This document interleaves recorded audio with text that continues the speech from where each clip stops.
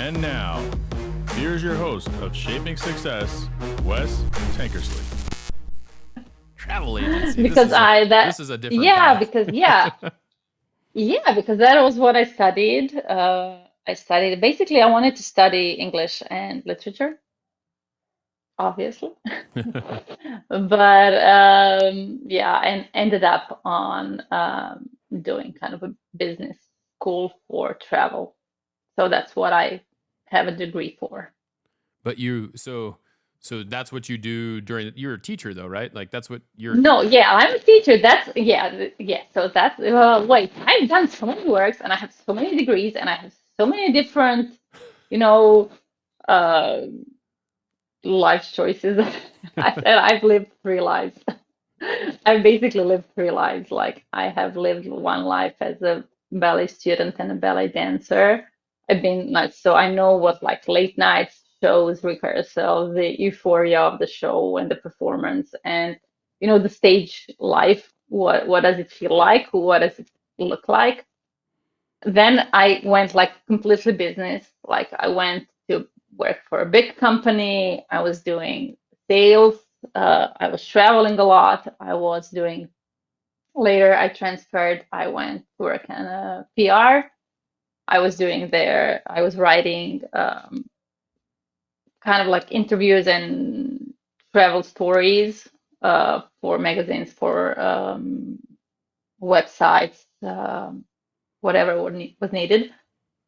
And that was the point where I met my husband, and I moved here. And a friend of mine told me, there is a ballet school in that city, and they're actively looking for someone to work for them. And I was like, yeah, I'm not going back to ballet again. And she said, well, try it. Nothing will happen if you don't try it. I was like, I will think about it. And because I didn't really, I was like, I don't know if I can do ballet again. Like as a teacher, I didn't see myself, in that role exactly. yeah. But I did contact the principal of the school, and he said, yeah, if you want to work with us, come. So I did that. I did the state exam for teachers. I did whatever it was needed, and here I am on my 12th year. 12 years. Dang. And 12 years working as a ballet teacher. Yeah. I've had a few careers as well, and my teaching career. So my college degrees are in education, and I was a PE teacher for 4 years, and I was like, nope, see ya, I'm done.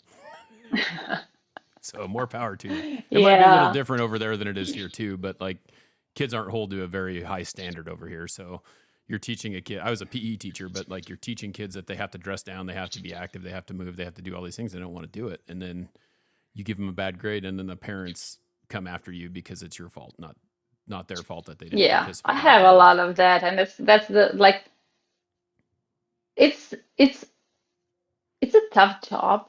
Like a lot of people don't even know how much you need to put in to work on a job like this. And you really need to love what you do because it's important. I I said I'm gonna quit like 10 times. But in the end, when I think about it, like, but I do not feel like when I'm in the studio with the kids, when we're dancing, they annoy me because they're slow learners. And I was like, yeah, you all need to be faster, But when I get to see the kids that uh, have grown up with me, and so we're doing kind of a nutcracker thing for this winter, this December. And this is the first time we're doing a project that big, and we don't have so many students. So I was thinking like, who can do a role, one kind of like a grown-up role, but we have, don't have so big because all the bigger kids are involved in, better dances, more dances. And I remembered a student of mine that she finished, I think 2.5 years ago, or 3 years ago, 3 years ago. And I was like, well, I'm gonna call her if she wants to help us. Who knows? Maybe she will wanna. She was thrilled to come, and she came. And when I see, like, she didn't dance for 3 years, but she's still like.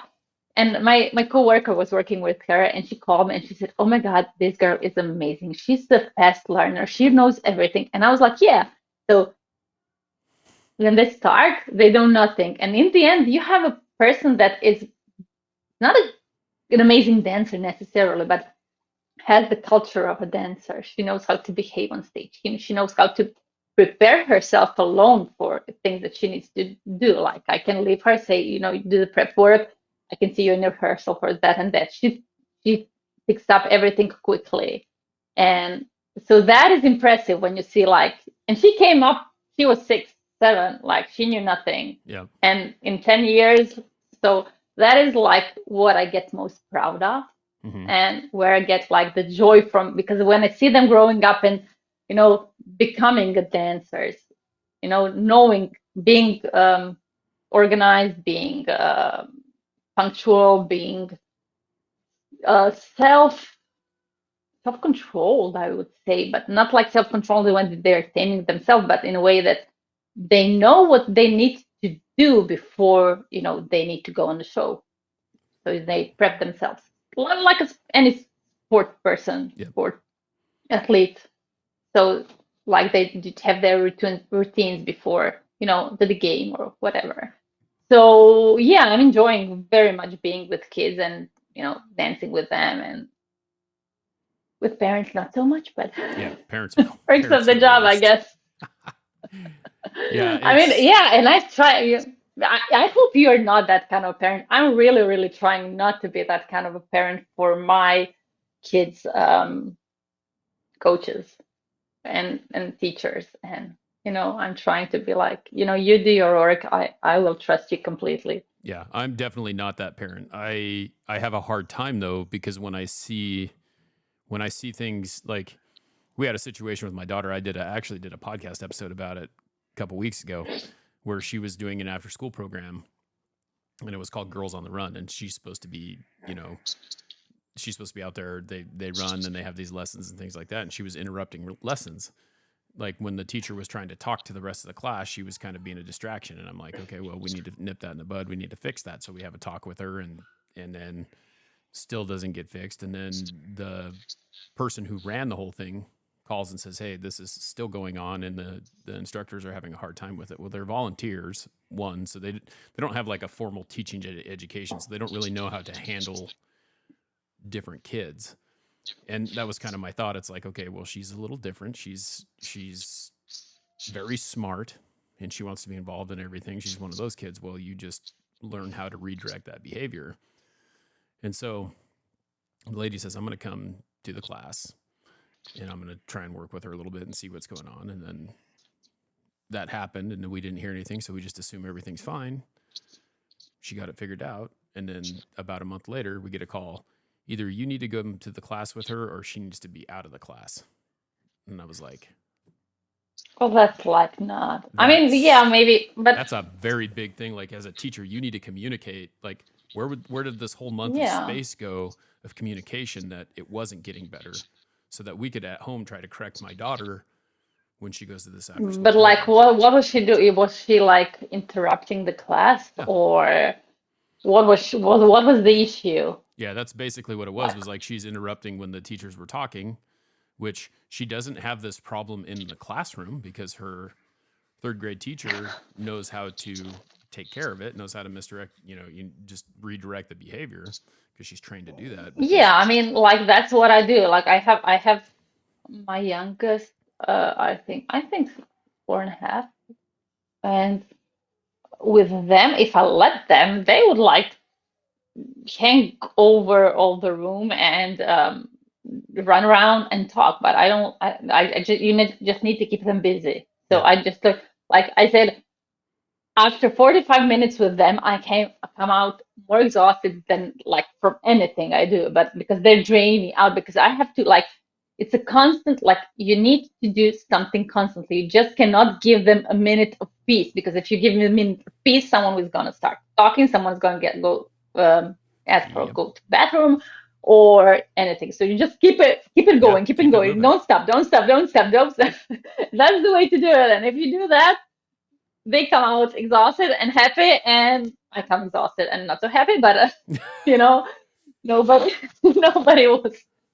nobody is interrupting. I just don't let them. If Yeah, you don't give become them the opportunity.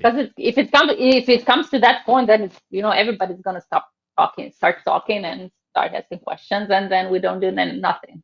Yep.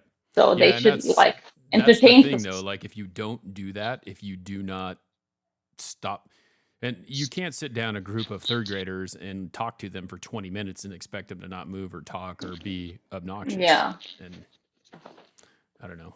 But that was a that like I'm not I'm I took responsibility for my daughter's actions. Like I'm not over at there yelling at these teachers telling them that they need to do this, this, and this. But there was none. It wasn't the opposite way though, where they were communicating with me and telling me what's going on so that I could correct it. So I don't know. yeah, but yeah, I mean, I've never had a. I always um, it's like I convert myself. Like I tease a lot with them. I talk a lot. The more older they are, I get a little more friendly with them. So with my teens, I joke a lot. Uh, I'm pretty relaxed, but when something needs to be done, like I went out yesterday when we were in the theater, and they went to eat, but so they went to eat on one part where the doors could have been closed and they wouldn't be able to come back in. So I came out to tell them like, don't eat there. And so my old teacher was there also standing near them, and I came like say hi to my old teacher, talk to them, joke a little, and I saw my kids, and I was like, go inside. You cannot eat here.